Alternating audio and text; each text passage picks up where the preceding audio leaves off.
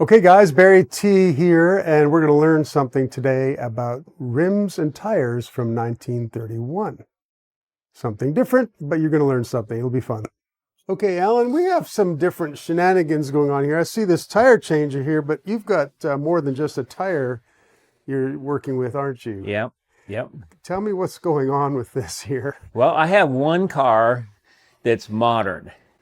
It's 95 years old, but it's got a windshield, a starter, and doors. It's a 1931 President. If I ever get old and I need that combination of parts to go down the road instead of my Bugatti or whatever, I have it. So we're going to have a big tour this year with it. Okay. So I decided to put some more modern tires on it than 1950s. When you're going on a tour like that, how many miles do you expect to put on altogether? 500 or 600 miles over a 5 or 6 day period. Okay. You know, it's 100 to 150 miles a day based on what the people putting on the tour have us to do. That's a more modern tour we're going to do, so maybe it's 150 miles a day. Okay. And you have to prepare, i.e. get things to work right. You know, the car has 6 wheels and 6 tires, and then they're really old, and now I have new tires on 5 of them. Okay. But then one of them I did, and it takes 3 or 4 hours by hand, even with the best tire machine in the world, but my tire machine is still 100 and some years old.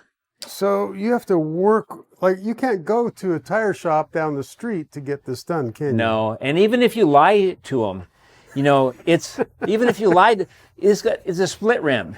Yeah, right. You know, this is a split ring, not a split rim. But they're going to look at that in 1 second and say, "Get out of here."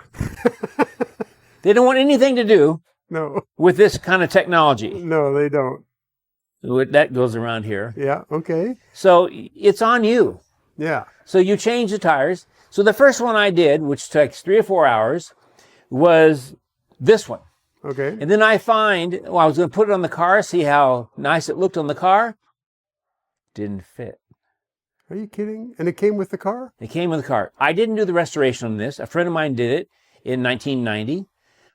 It has 6 wheels and 6 tires, but one of the wheels has got the wrong bolt pattern in it. Doesn't fit the car at all. Doesn't fit the car. It uses 4 of them that are on the ground, like in the 4 corners. Yeah. Then it's got one side mount here and a mirror on top. One side mount here and a mirror on top on the other side of the car. And it's got a nickel shield on it. It's beautiful. You know, you'll show a picture of it. It looks like a Duesenberg Model J, but it's a President Roadster. It's the most glorious car. So you can't even not take the extra tire, or you could keep the tire on the rim, and then you put a note when they take it all apart. This isn't going to fit on the car, by the way. Yeah. So it's not enough to have 1 spare. You're going to have 2 spare tires working? Yeah. Why? Because there's no discount tire that's going to help you. You know, your tire spoons, and you don't have your table with you. You don't have your Weaver 100-year-old tire machine with you. You can't fix a flat in there. You can't, put something in your valve stem because it's got a tube. Yes. So if you have a flat on that, any 90-year-old car, you can't fix it. You can't. So you better leave prepared and have the tire and the wheel fit the car. Okay. So you've got 5. Yep. And let's explain why the 6th one is a problem. Why doesn't it fit? These are wire wheel rims with split rings. Yeah, and they're legit. Like each wire has its own spot. So they're not knockoffs like our Bugatti's got knockoffs and some of our other cars. This got you bolt the bolts through it. Yeah. So the one that's right is 6 by 7 bolts or lugs and 7 inches across. So 7 inches across means that's what this is. The rim that is the problem child has got 6 by 6.5. It's a lot shorter. So if you're on the road, you might think, well, you're going to stop by a Home Depot and get a Dremel tool, and you're just going to cut the center of the rim, and maybe you can put it on. And maybe you kind of could, but also the center of the bore of the rim is 1 inch too large also.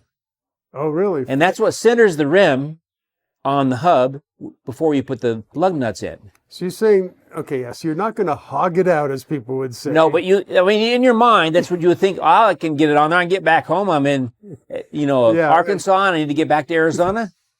Yeah. And then also, if you have all of the holes that you have in your rim are chamfered, so your lug nuts are centering. Yeah, right. So if you cut this away so the lug bolt is in the right spot, it's not going to even center the wheel. It's not going to seat down properly at all. No.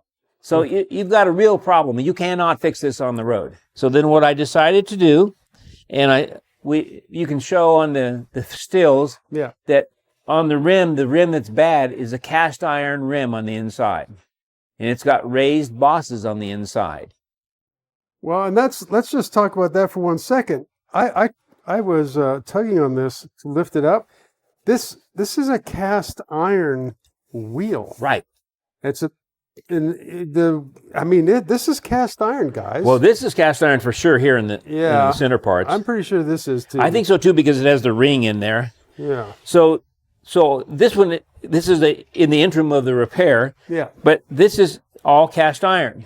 Yeah. So you can't just cut the center out and then make a new center and weld it in.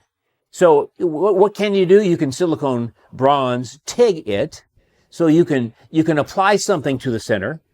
So what I've done is I made another wheel center out of chromoly. It's like this. This is just to show you. Yeah. But I made another center with chromoly, and it's 1/4 inch thick.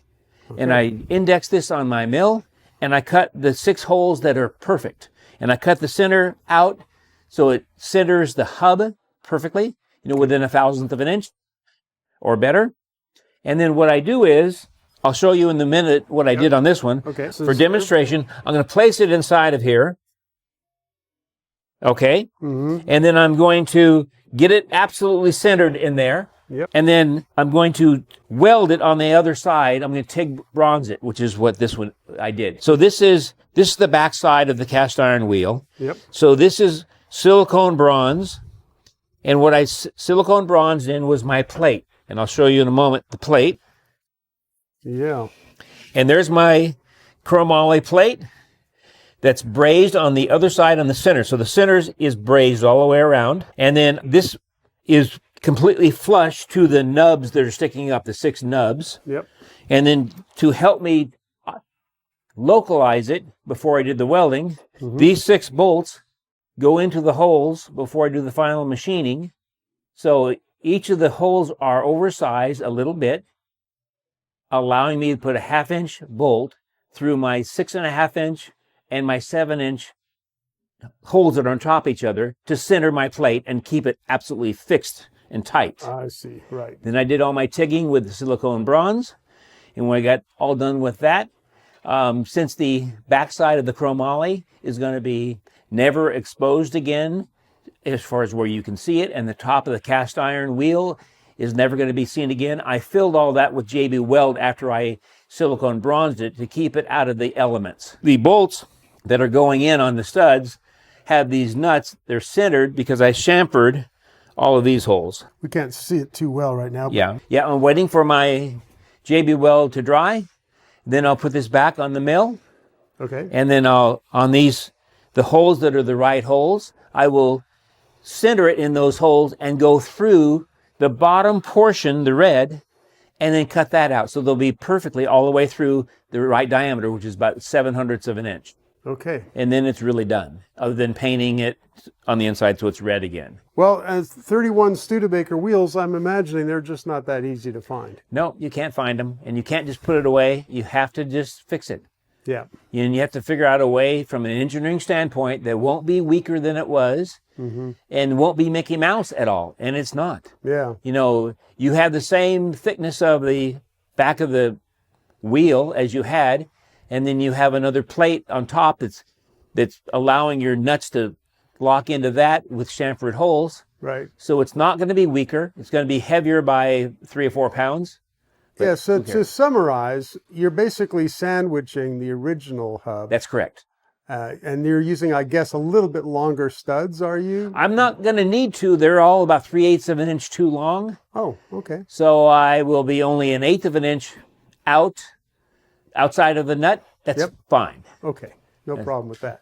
Do you actually use this antique tire machine here to change the wheels? Yeah, and also my tire spoons and my bead breaker. Yeah, there they are. Okay. Sometime I'm going to have to see how this operates. There's actually stuff going on here, isn't there? Yep, there is. Huh.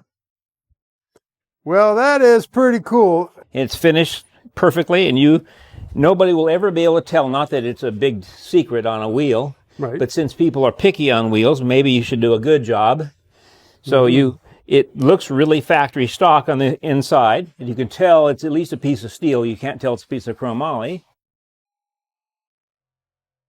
So there's the back side. When it was a 6x6.5, it was in this area, in the center of that, and now it's over here. When the wheel studs go through, they're now 6x7, and they're meeting up with a chamfered edge and a perfect flat surface on the other side. And then this is what is on the brake drum, this surface. I see. Okay. So it doesn't care. This center is exactly the same as this center. Okay. So it indexes to the rim. It indexes to the wheel drum, just like that one does. And that's because the chromoly circle is the same diameter. And then it just simply pushes on and tightens. The split ring wheels had to be cast iron because you can't take a piece of steel, of sheet steel, and bend it to these angles. Oh, this would be really, really dangerous. You couldn't, even if you had a machine that you could do this, it would fracture. Yeah, it wouldn't be strong at all. So the only way to make this wheel the way it is you would cast it. Yeah. That way it's not stressed. Makes sense. But this is 1931 and it was being used. Right. Split rings or split rims were being used on diesel trucks. Oh, for a long time. Yeah, a long, long time. And that's kind of the same technology.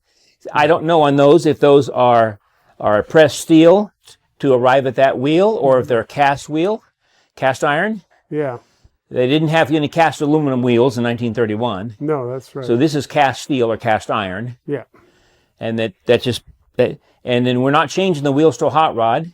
Right. Yes, you could, but this is a beautiful car and it's really, really stock other than a 5-pound piece of steel, a piece of chromoly inside the rim on the spare to make it perfect again. These are much more likely to have a flat than a normal modern tire because these have tubes in them. And since it takes a couple hours to change it on these old machines, and you don't have that in your trunk, in your rumble seat, you can't carry that machine. Just carry 2 spares, 6 tires on the car that fit the car and have a wonderful week of touring. Fantastic. Awesome. Well, thanks, Alan. We'll look forward to a video on the car itself. Great. Yep.